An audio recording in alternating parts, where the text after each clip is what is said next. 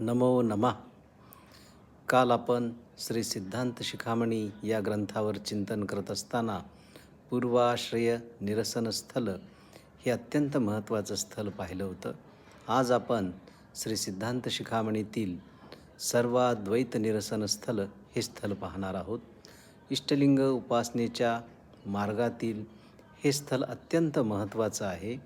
त्यामुळे आचार्यांनी या ठिकाणी महर्षी अगस्तींना उपदेश करत असताना अतिशय सावधानपूर्वक, अतिशय सूक्ष्मतेने हा विचार या ठिकाणी मांडला. अद्वैत म्हणजे जीव आणि शिव हे दोन्ही एक आहेत असं समजणं किंवा असा बोध होणं याला अद्वैत असं म्हणतात.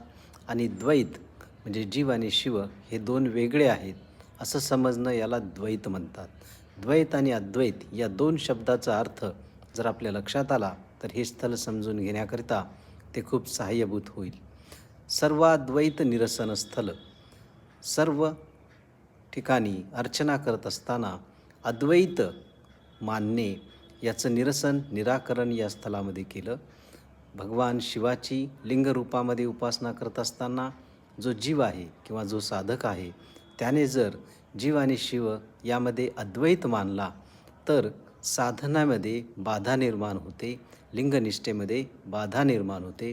कारण की ते जो साधक आहे तो त्याची अर्चना करत असताना जे उपचार अर्पण करणार आहे, जो भक्तिभाव समर्पित करणार आहे, त्या ठिकाणी अद्वैत मांडल्यानंतर तो तितक्या तत्परतेने त्याची आराधना, त्याची उपासना ही व्यवस्थित करू शकत नाही.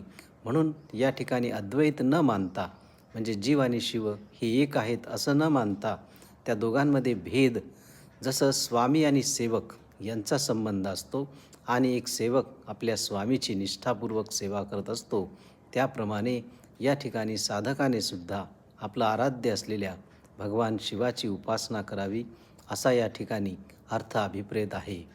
म्हणून या स्थलाची नियोजन किंवा या स्थलाची या ठिकाणी बांधणी आचार्यांनी केलेली पाहावयास मिळते. म्हणून उपासनेच्या दृष्टीने या मार्गातील हे स्थल अत्यंत महत्त्वाचं आहे.